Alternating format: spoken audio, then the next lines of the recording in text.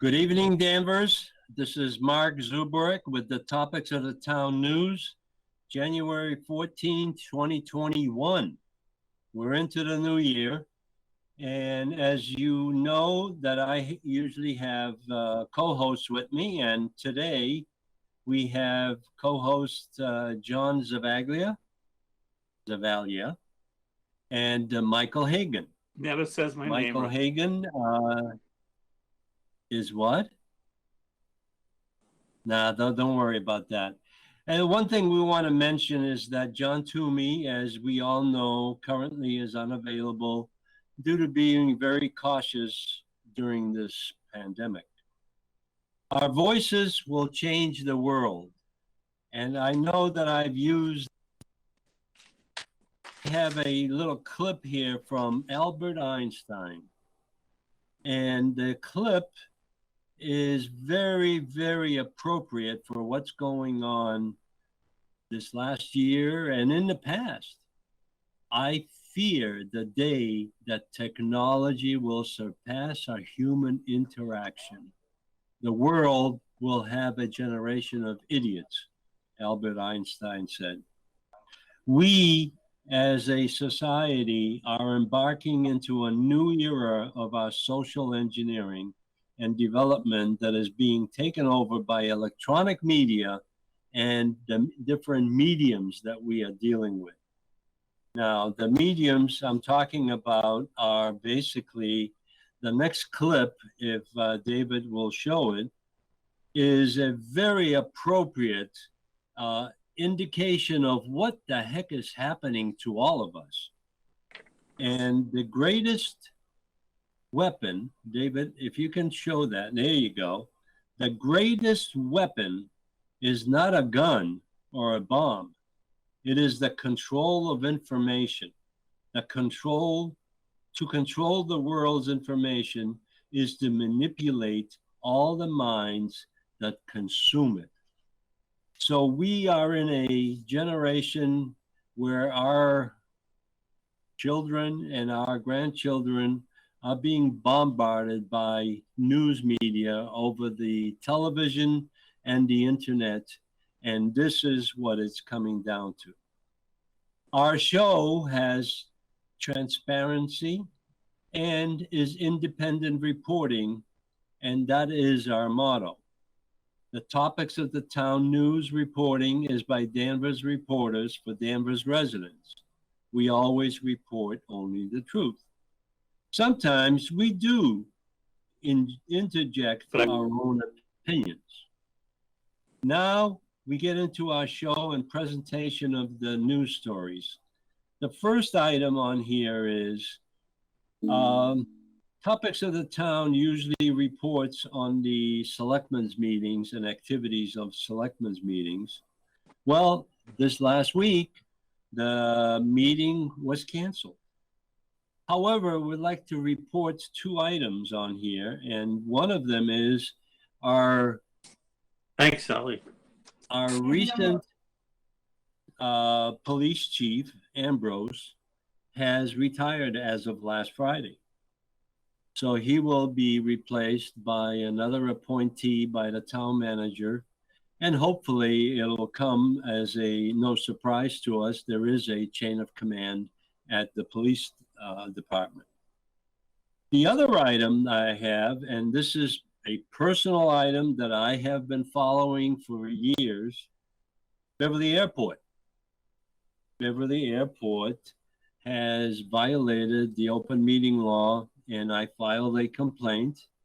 However, the Attorney General at that time decided that I was too little, I had too little and too late. I was too late in filing the report, which is fine.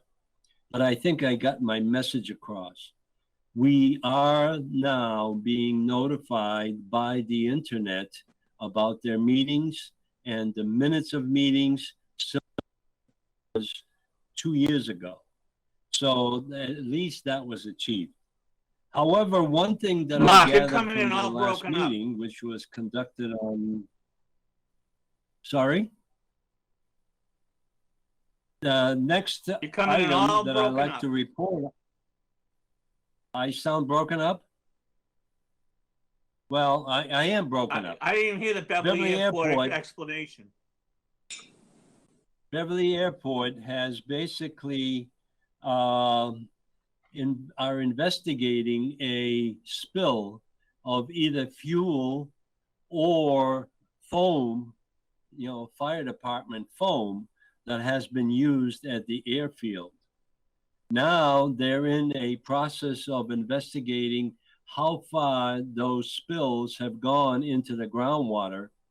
And one of the things that we have been discussing at the airport meetings with the commissioners is what effect will this have on Danvers residents and their water supply, because there are wells that are being used at the boundary of the airport and Old Burlington to follow that up. And I've asked the Airport Commission to follow that up. Now, the next story that I have, and this is by request of Mr. Zavalia, and it's mostly the current status of the national elections and the Capitol takeover. It is very disgraceful of what happened in Washington, but I think I have mentioned this one paragraph over and over again, and it's all our government has been bought and sold many times over. The cost and effort to get elected to more than a local town office takes thousands or millions of dollars in contributions. Then the lobbying begins, and the candidates with goodwill will get caught up in providing favors. And one last statement on that is politicians are very unpredictable. John, this is an item that you wanted to have on the show, and I am opening up the airwaves. Which is that, Mark? Mark, which is that? Because you just gobbled for like the last 2 minutes with me. So what item is that? The item number 2, story number 2.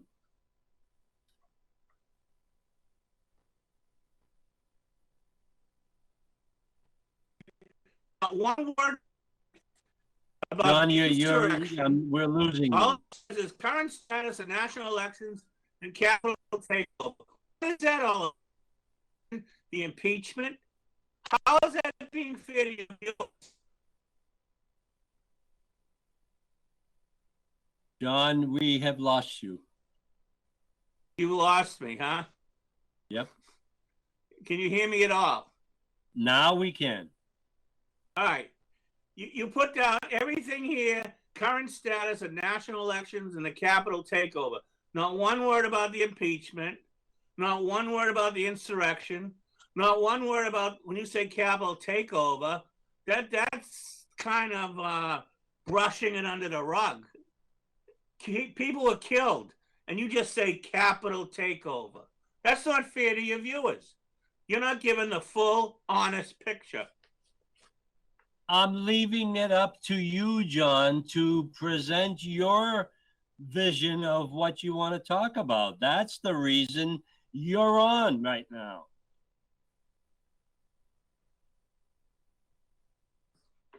All right.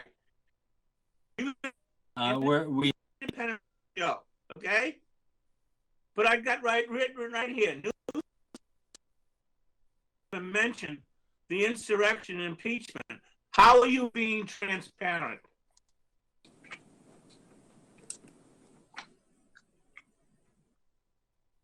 John, wow, you guys are like... I think we're going to have to... I think we're going to have to call it on that because we can't hear you at all.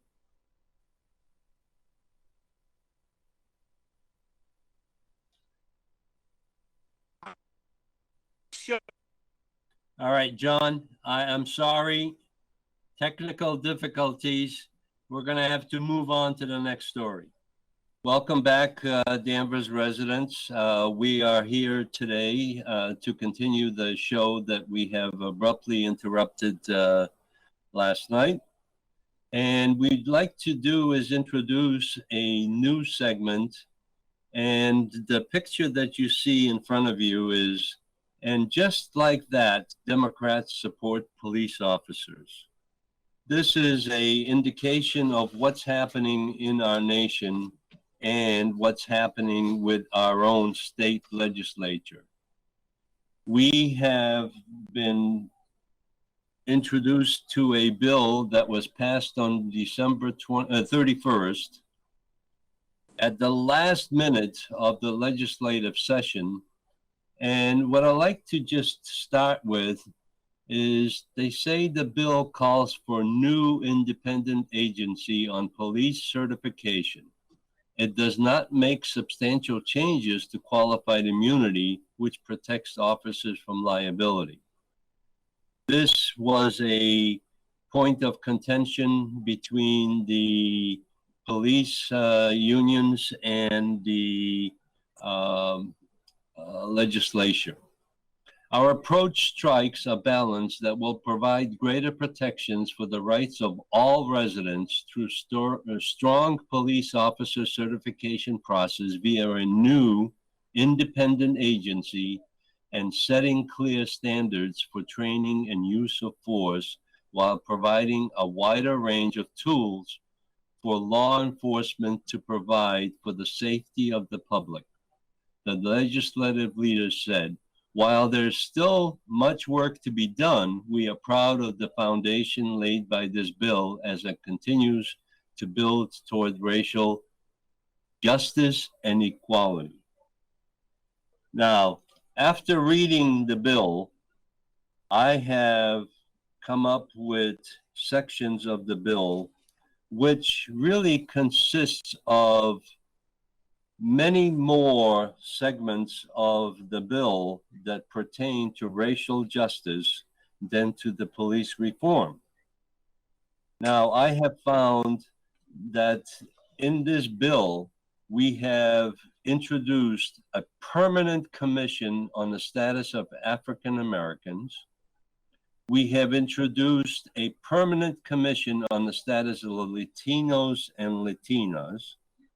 We have introduced a permanent commission on the status of persons with disabilities, permanent commission on social status of Black men and boys, and then we introduce in Chapter 6, Massachusetts Peace Officer Standards and Training Commissions. At these commissions, the governor initially proposed the police reform bill in June following the killing of George Floyd, which is a national incident.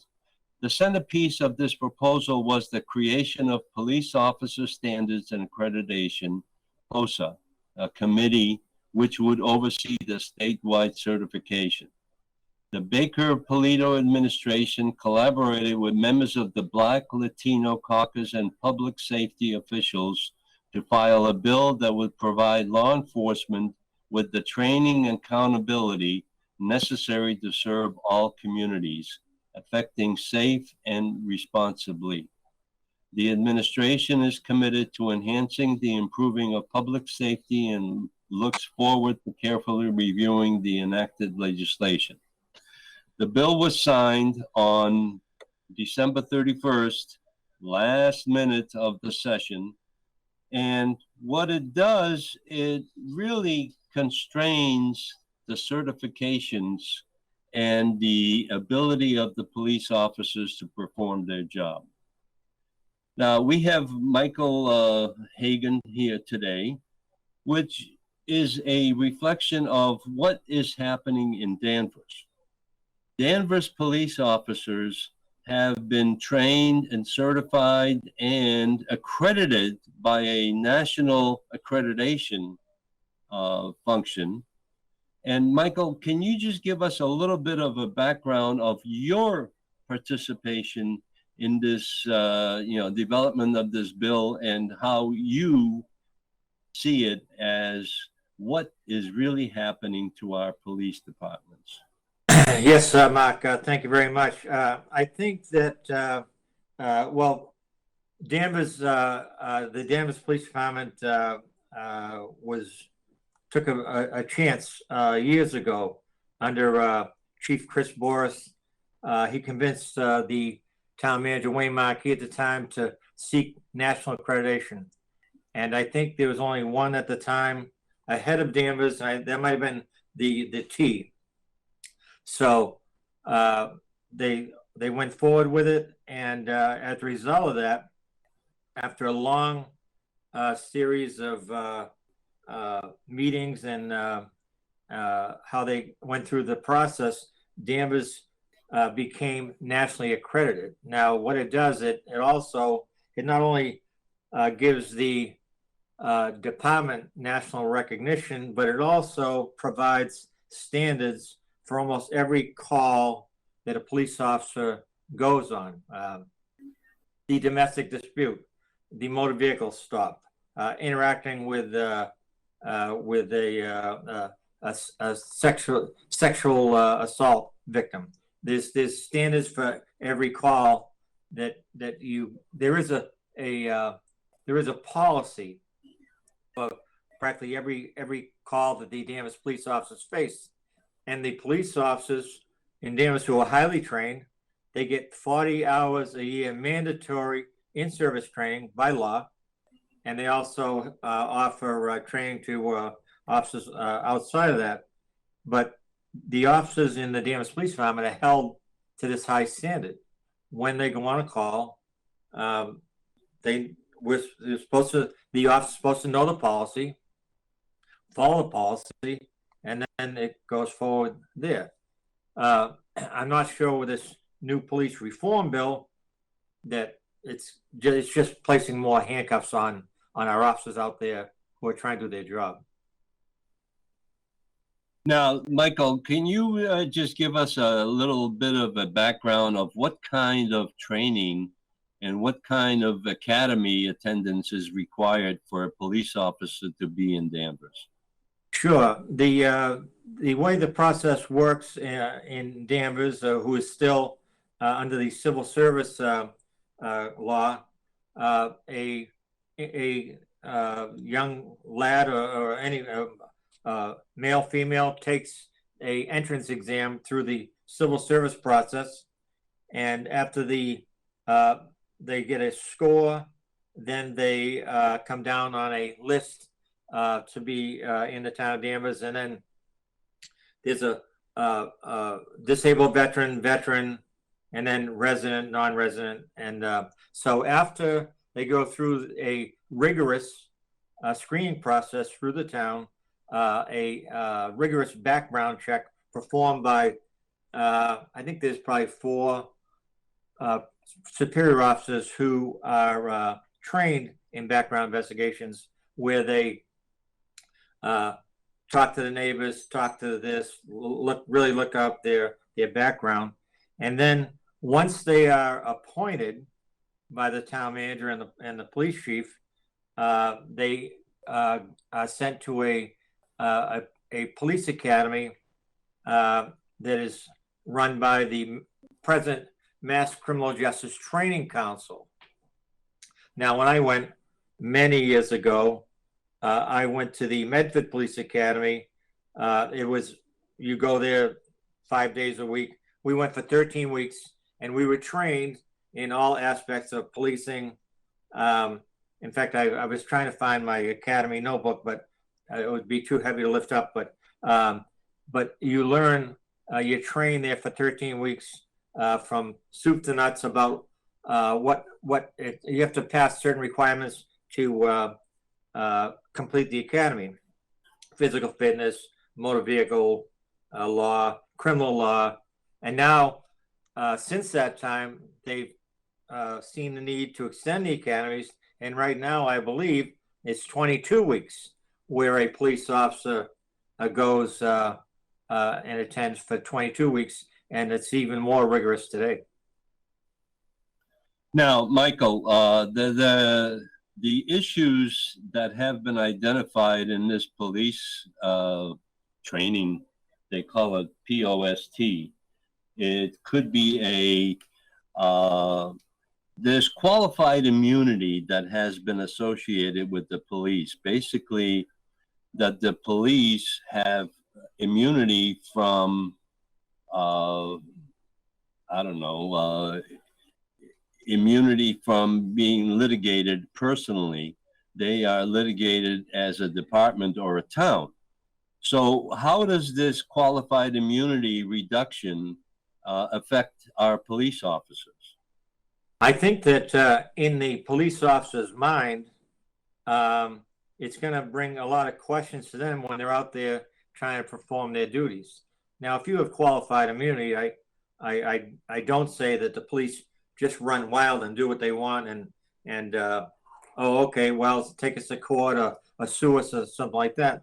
You know, they're responsible to their superiors and to answer for their actions out there.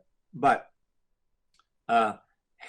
knowing in your mind, if you're out there with a job that is like no other, that life can change in seconds, where you may end up taking somebody's life by use of force, an armed robbery or somebody threatened with a knife, but to take somebody's life or to physically injure somebody and perform your duties. And if it's, I guess it would seem like if somebody doesn't have your back all the way, it's going to make them more hesitant to do that. And I think it's going to result in more injuries and even deaths of police officers out there today, if they're going to be hesitant to do their job. Now, some people say, well, if you're doing it right, you have nothing to worry about. Well, I don't know. I've been there, I've done that, and at 3 o'clock in the morning, when the world's caving in around you, you have split decisions to make,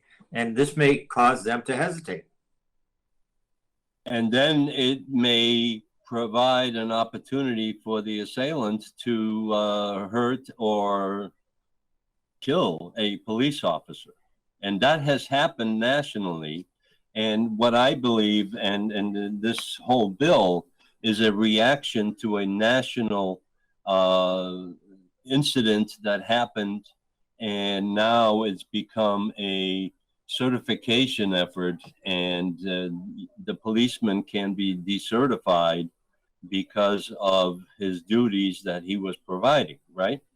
Yeah, I don't like the idea of suddenly the certification, although I guess that maybe police officers are certified by the Mass Criminal Justice Training Council and their department to perform their duties as a police officer. But for an agency suddenly to come out and that is led by more civilians than there are law enforcement, to have such power to decertify, reprimand, and suspend, I think that needs a lot of study, and I'm hoping that it's going to be a lot like a lot of other things that have come along the line that in my 42 years as a police officer, there were things that were going to be coming forward and they just seemed to go away. We had it in our mind, but they went away. And I'm hoping that this does the same thing without too much compromise for the poor officers out there. You know? I have a quote here from the amended bill. In a deeply challenging year for dedicated men and women in law enforcement, this reform will create meaningful opportunity for us to demonstrate our ongoing commitment to the values of honesty, integrity, and accountability. And as we implement these measures, our work remains focused on strengthening preparedness, preventing crime at every level of building position relationships in the communities we serve. This is a hollow statement because we are not allowing our police to perform their duties, because what we're doing is we're tying their hands behind the back and don't hurt anyone. Isn't that true? Yeah, statements such as, honesty, integrity. Well, that's what police officers are all about. That's right. The police officer out there in the street protecting our lives every day.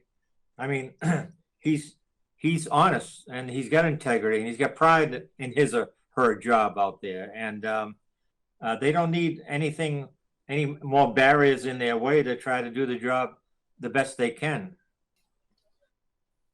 Well, Michael, the other things that I've noticed in this bill is that there are, I believe, probably 20 different commissions to address different issues.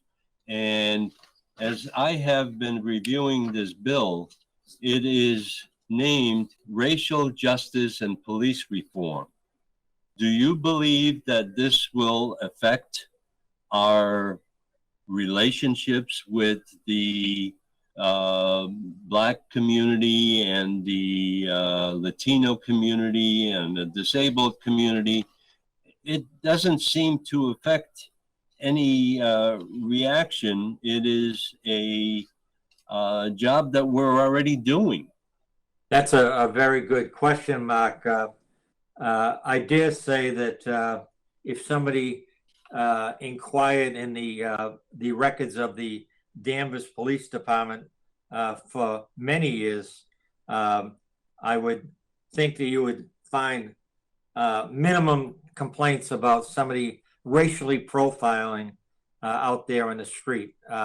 It's a real heated topic.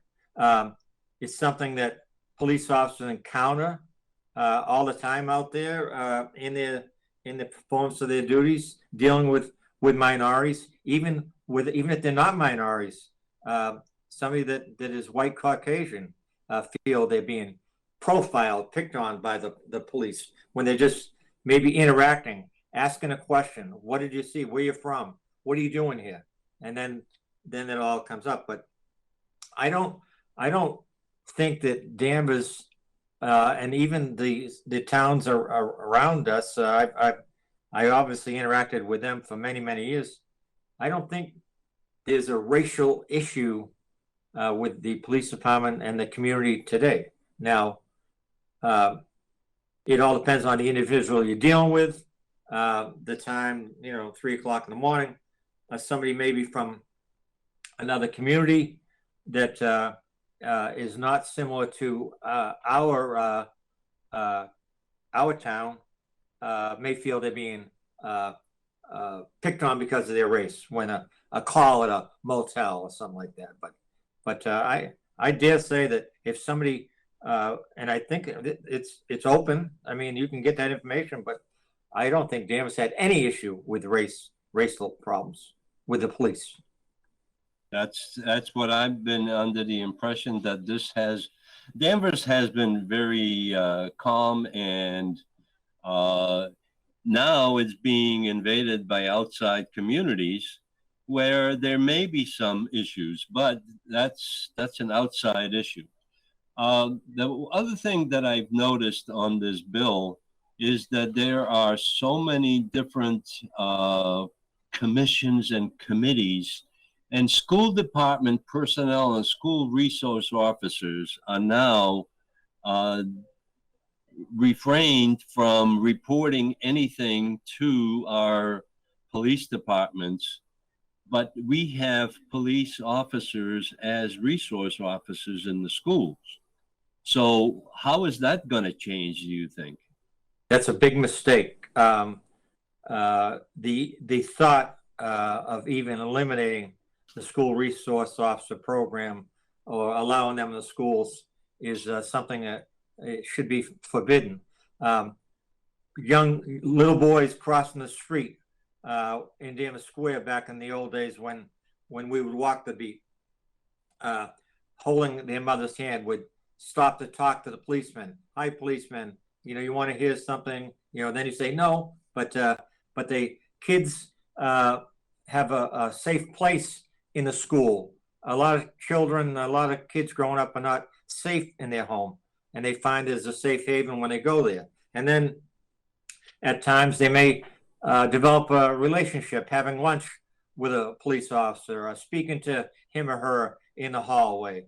And then maybe and it does happen a lot, they confide in the police officer about something that's going on in the home, in the community, somewhere in the street. There's going to be a fight tonight at the high school. this is going to be happen. Going to be a loud, big party tonight. And this is how they develop relationships. And it's so important to keep them in the schools. I think when it first started, there might have been some friction between the administration and the police, and they worked it out. But the program today in Danvers, headed by Sergeant Steve Baldessari, is just wonderful. They're doing a great job. Be awful to eliminate that. Well, my own personal feeling is that the police officers are inserted into the schools, into the high school especially, and into the North Shore Essex Tech, is that this is a needed responsibility that has to be monitored. And there is an officer, I know I've experienced that at the Essex Tech. He sits there at the front desk and he knows exactly what's going on with the kids and with the public that comes in. So it's a resource that has been dedicated, but now it seems to be refrained from reporting anything. The other things that I've noticed in the bill is that there's a Massachusetts House Asian Caucus who shall have expertise in constitutional or civil rights law. So this covers every opportunity in civil rights and racial rights. Massachusetts Department of Transportation, the commission shall consist of 15 members who will do what? I have no idea in this bill. Laws and Special Legislative Commission on Emergency Hospitalization pursuant to subsection A of the section 12 of 123 of general laws. The commission shall study how often emergency hospitalizations are used by law enforcement professionals. So this is privacy of individuals, of private citizens. The commission, Special Legislative Commission, to study and examine civil service law. This is a attack on the current civil service exams and requirements of our police officers that are trained and operating in our towns, and the personnel administrative rules, hiring procedures, and laws for municipalities. Do you think that this is an indication that they want to change the civil service law? Yes, Mark, I think that there's been a movement out there for years all across the state, starting with the police chiefs. If they can get the police chiefs out of civil service, they're hoping that the rest will follow. Beverly, the police chief, is not civil service. However, the rank and file is. There's been a movement in our town in Danvers with the last town manager, Wayne Markey. He made an attempt at eliminating civil service for in the town, and fortunately, that was not supported by town meeting. The new administration, Steve Bartha, when he came aboard, he made an attempt at eliminating it, and fortunately, it narrowly escaped again. But civil service, the points that the cities and towns make is that it's antiquated, way beyond its time. You don't need civil service. You have a union, but in towns such as Peabody, and I know this for a fact, or Salem, when there's an opening for a sergeant, a promotion for a sergeant or a lieutenant or a captain, they've already had the test or the assessment center, and then they get the list from Boston in 2 or 3 days, and they appoint. Historically in Danvers, it's been, it takes so long, and we can't get any lists or anything like that. That's not true. But eliminating civil service would be wrong, especially when it comes to not only protection for the officer himself, but that eliminates a lot of nepotism, when you, like in some, the town next door to us, in Middleton for years, they're not civil service, and the chief was related to the sergeant, and they're all brother-in-laws and everything else. They all had police officer jobs. So, but the civil service at least gives it fairness in the hiring process. Somebody allowed the opportunity to do that, and I think that And it's independent, right?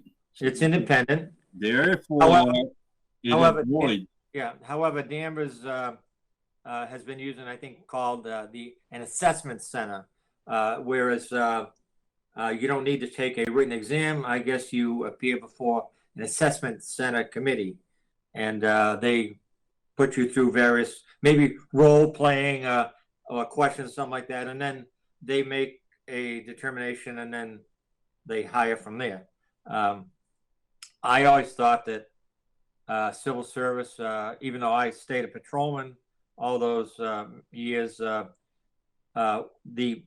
person who topped the exam should get the job. That was not always the case, but at least it kept favoritism out of it.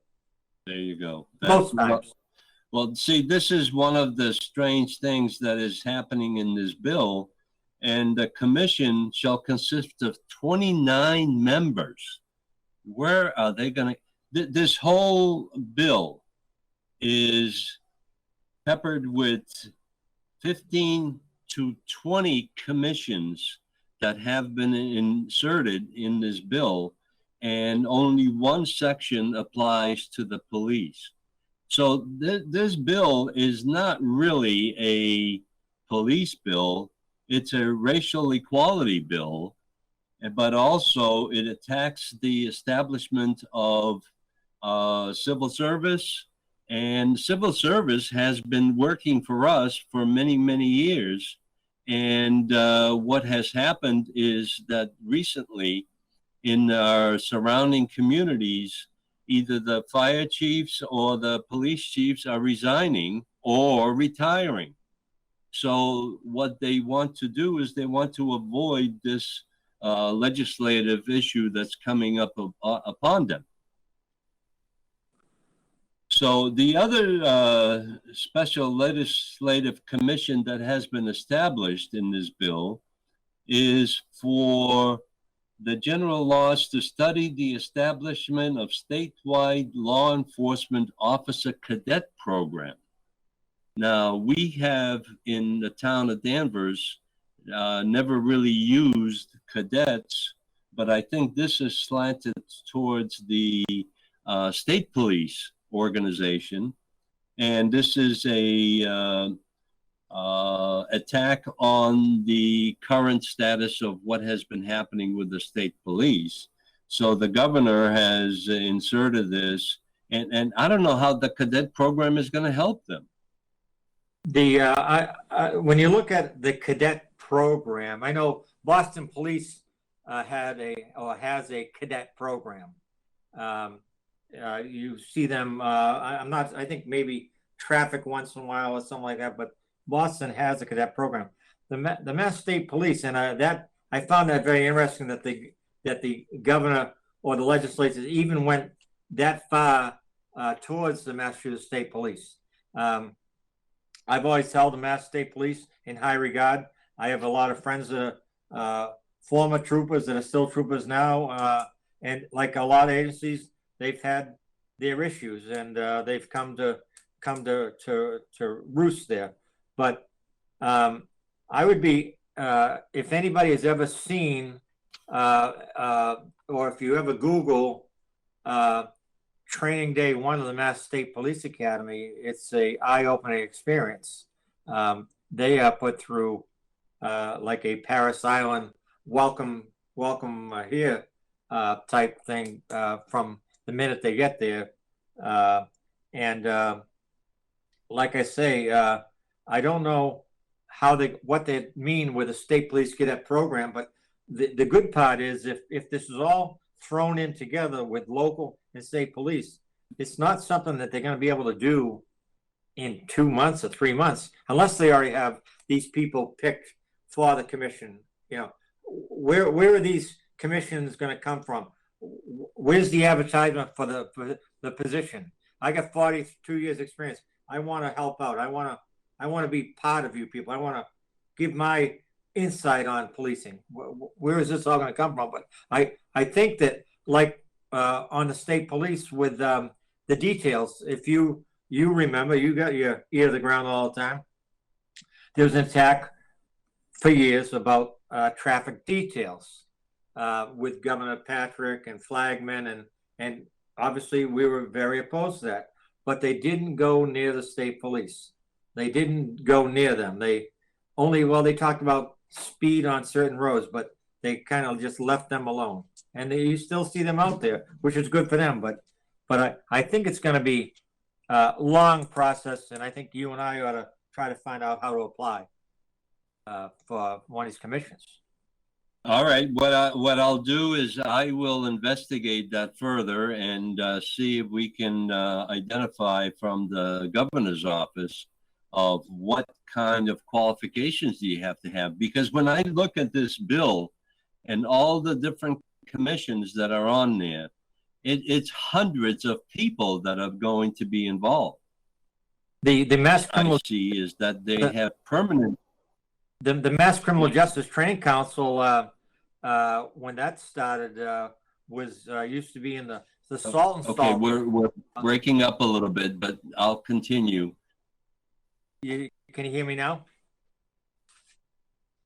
You still got me? I can hear you now. Okay. The Mass Criminal Justice Training Council. Well, it's freezing up. How about now? I'm not working well. How about now? Now it's okay. The Mass Criminal Justice Good. Training Council, when that was established back in the 70s, it had offices at, I think it was 100 Cambridge Street, the Salt and Salt building. There were probably 2 floors of people in the agency, and now there's probably 10, if that. You know, they do have regional academies like Reading, Lowell. They still regulate academies, but it's not like it was. And this is going to be very interesting if they're going to do the same thing again. Make somebody director of training. Well, I continuing on with the post commission would have the authority to diversify police officers for violating a person's right to bias-free policing or using excessive force, and the bill would put severe restrictions on the use of chokeholds and no-knock warrants. Michael, what do you think about that? I think that's something that really needs to be looked at, and I can tell from personal experience that I didn't go on many no-knock warrants, but I have been on some, and they're not issued by the judge for no reason at all. There's specific evidence or circumstances or facts that the police agency has to illustrate to the court the reason for the no-knock, dangerousness, harm to the police officers, something like that. But when it comes to the elimination of chokeholds and use of force, Danvers and police departments already have a policy about use of force. You're supposed to only use that amount of force necessary to effect an arrest. Now, obviously, in Minneapolis, that was different. That was a very, very, very egregious act by a police officer. But I can't see. I can only imagine how restrictive police officers are going to feel if you're fighting for your life in a motel at 3 in.the morning in Danvers, Peabody, Salem, with an individual who is probably juiced up or coked out, and they're on top of your partner, male or female, trying to get their service weapon to kill both of you, I dare say that you're fighting for your life. You're going to use whatever you can to save yourself and your partner. If it becomes a chokehold, you don't just use a chokehold randomly, but there are people that sometimes when you teach self-defense, or if you're taught about physically apprehending somebody, how do you stop them from fighting? Well, you eliminate their breathing, and that is an issue now that it's going to be awful for police officers if they're going to be under a microscope for something they did to save their life for another officer. Michael, the one thing that concerns me is that how are they going to determine when and how chokeholds and no-knock warrants will be curtailed, or and there's really no actual, there's an emergency, there's a self-defense on your part. I think that, Jack? I think what they're going to do, I think that it's probably going to be when you go through, they have all these specialists that come and train officers. Like we had a lieutenant from Framingham that came one time and talked about verbal judo. Well, and he was talking about how well it works, but I know that verbal judo works only in a way when people understand that if they don't follow the rule about what you want them to do and that they are going to be arrested, then that goes out the window, and then it becomes a use of force. And when you come to eliminating things like this, you need to have police officers or administrators who have been there and done the job, not some civilian that watches NYPD Blue or something like that, and or listens to the scanner 5 nights a week. You know, you need somebody that's been there and done the job to talk about what are we going to do instead of a chokehold? How are we going to apprehend a violent criminal? Somebody that's going to wants to take an officer's life or his gun. I just, it's crazy. All right, Michael, I didn't hear all of that content because I had to sign back in again, but that's okay. I appreciate the comments, but the next item that I have on here in regard to the police bill is that the commission that will comprise of 9 individuals, 3 police-related officials, and 6 civilians. This will be the independent 9-member post commission, which is the training commission. What do you think about that? I think that's a very bad idea, Mark. I think that what, just thinking out loud here, maybe what they should do before they form these commissions and these boards is to have all these people that are going to be appointed to these boards attend a Citizens Police Academy for 10 weeks, 1 night a week on a Wednesday night to learn what goes on behind the glass at the Danvers Police Station or Salem or Peabody or Boston, and get a feel for what the job is all about, and then actually take a 4-hour ride with a police officer to really get a feel for this before they start forming these agencies.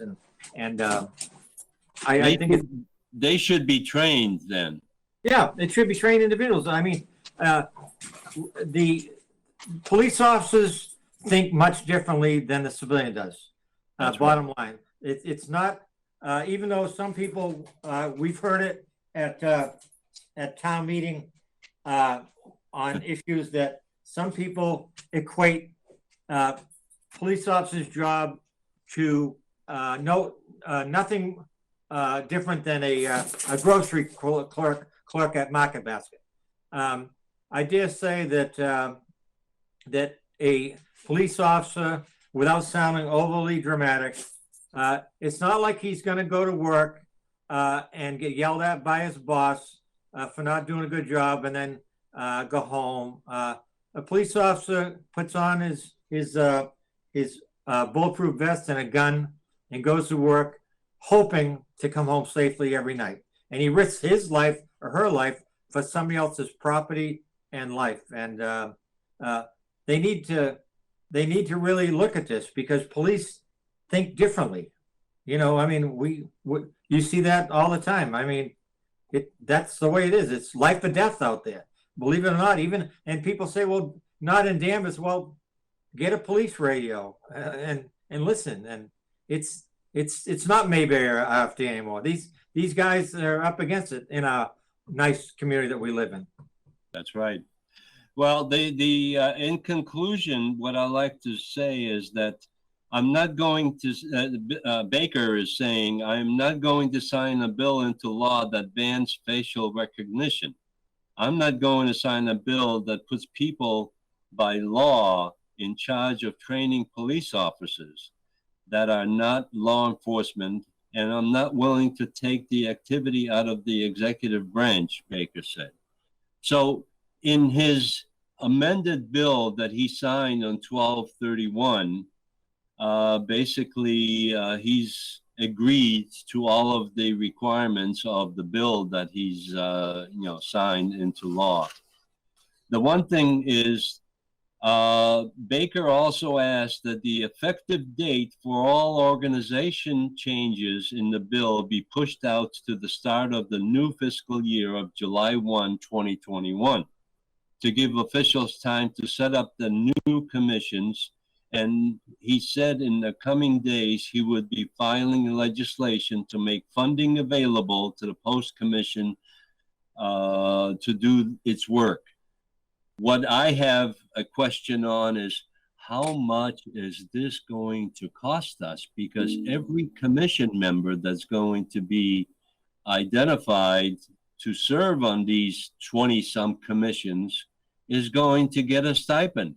What the heck is going on here that's spending our tax dollars on issues that really do not need fixing, but they do need attention? I just can't imagine, like you say, the amount of money that's. I don't think these commissions are going to work for nothing, and I'm sure that that they're already handpicked. As you might think the same, that everybody knows somebody, and somebody needs to be taken care of, and they're going to be on these boards, you know. Okay, what I'm going to do is I'm going to follow up on the details of these commissions, and I'd like to thank you for participating in this, because you give the opportunity for the general public to know what's really going on with this bill. So now what I like to do is, David, I like to turn to the next clip that we have, the picture of the revolution, how the seeds of the revolution were planted. And I like to read this letter that I received, that I have been participating in. And Michael, thank you very much. You can stay on if you like, but I am going to read this and then complete the show with the appropriate notifications. Okay, I'll be here. What has happened to Danvers? And this is in relationship to what's going on with this COVID and the infections that we're having. And the picture that we see in front of us is how the seeds of the revolution were planted. We met in taverns, we met in restaurants, we met in churches. Understand the closures now. This is to control our population. Our community has always been responsive to the needs of all our residents, but during this time of our current controlling rules and guidance, our leaders overreacted. This refers to the federal, state, and local. Our community, because of our local and state actions in collusion with the cover of the governor, has become a stagnant and very sad place to live. We are being trained to become isolated and fearful of large group gatherings, the public meetings. Except for unlawful, destructive public demonstrations, we must ask why. And we have experienced one this last week. Monumental changes do not always occur with fanfare and explosive actions. Sometimes they take place gradually, a result of actions that initially appear relatively inconsequential, but develop into extraordinary alterations in the very fabric of our society. Changes are currently occurring in our town of Danvers, and it appears our residents have succumbed to the propaganda from the rulers. And this refers back to the police bill as well. Social experimentation is not the role of unelected town employees, but it is the role of our elected representation. Political actions are best left to the elected Board of Selectmen and the legislative branch of town meeting. Our elected officials have not resisted any of these rules because they like the control being imposed by outside forces.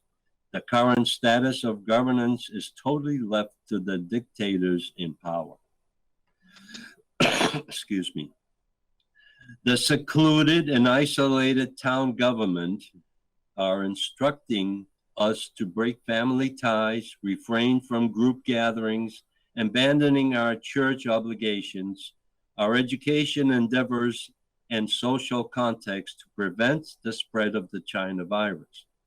These actions, with the help of our clandestine media and health experts, have frightened our children, friends, and relatives to a point of fear of death. Fear has taken over our community without resistance. Fear is the enemy. Our leaders need to refocus their activities to governing and not on controlling our populations. Our government must stop the social engineered rules and regulations affecting our residents. What are we afraid of? The China virus or the retaliation by outside forces? Our leaders cannot continue to react to the threats of the few and ignore the needs of the many. We cannot live in fear of street gangs taking over the downtown square and burning the area down. We have already experienced the effects that forced our leaders, including the town meeting, our legislative body, to bend the knee to outside forces. And I'm referring here to the returned respect for our police departments that we have conducted in the past. Many people have been outspoken critics of the dictatorial actions and the fear generated by the national and local media. The draconian rules and restrictions placed on our personal freedoms and liberties are illegal and unconstitutional. People have fear in their hearts and are afraid to complain because our elected and appointed officials are busy focusing on the social control of our residents. The government actions are illegitimate, but these actions are camouflaged by the requests of a few vocal activists, but not responsive to the entire taxpayer majority. Our rulers responded, but the response was reactionary and inconsiderate of the majority. Actions of our town leaders have impacted the morale of the taxpayers and now the entire community. The sleeping giant has been poked enough to produce a response to the restrictive rules being initiated in our town. The actions by our elected and appointed leaders cannot go unanswered. The taxpayers and all residents need to resist the collection of taxes to stop feeding the dragon. If the king is unwilling, residents must stop these dictatorial actions. Finally, my sentiment is that the control must stop and we should retain our inalienable rights and continue to be an all-inclusive town that we love and cherish. We must restore the respect of our tax-paying residents. And this is something that I've been working on for months. And what we need to do is show the king unwilling symbol that we have for our town. Our town has been very active in many different actions that have been taken. But now what we need to do is explore what effect this thing is going to have on our population. The residents of our town are affected. They are in their bunkers like they've been instructed by our leaders. And what we need to do is we need to restore respect for our taxpayers and for our police department. So this is the reason why we're doing this show, because it is something that needs to be addressed, and we need to address this very quickly. Michael, you have any comments in regard to that letter? Very well written. Seems to be straight from the heart and makes a lot of sense. We do need to support our law enforcement out there. They can never have enough support. Not only just because I was one, but I always loved them even as a kid. I ran from them here and there, but I loved them as a kid, and I pray for my officers every day. And well written letter. Thank you, Michael. I wanted to make sure that our residents at least hear it from this show, but the newspapers have declined to print it. So there's our, concern in regard to what is being published in our newspapers, and our newspapers are basically sitting there advertising only. So what I like to do is, you have any closing comments? Because John is not available today, but you have the floor for the final comments, questions and final comments. I really appreciate the opportunity, Mark, to come on a show, on your show, in a subject that is very near and dear to me and to should be everybody in the town and the Commonwealth of Massachusetts. Like I said, I was a very proud 42-year veteran of the Danvers Police. I love the job. I still think of it, miss it often, and I can't say enough about what our officers are up against on a daily basis. People underestimate just exactly what that job is. Like I say, they should sometimes stop an officer, have a conversation with him or her in the street. Tell me what it's all about. Tell me what's happening. Have a cup of coffee with one. The big joke, community policing. Have a donut with a cop. But I mean, that's where they can really get a feel for that these people are human beings. They're human beings like you and I, but they put on a gun and a vest and a badge, and they go out there day and night, no matter what. When people are running away, they're running in. Danger presents itself, and everybody runs out, and they run in like the fire department. A house is on fire. How many people would go through a window, and save a person inside a burning window? But I just can't say enough, and I really appreciate the opportunity again to be here. I hope I brought a lot of insight as to what the job was about, is about, and how we really need to take a look at this and hopefully find a way to support our officers and not to handcuff them like this bill seems to be doing.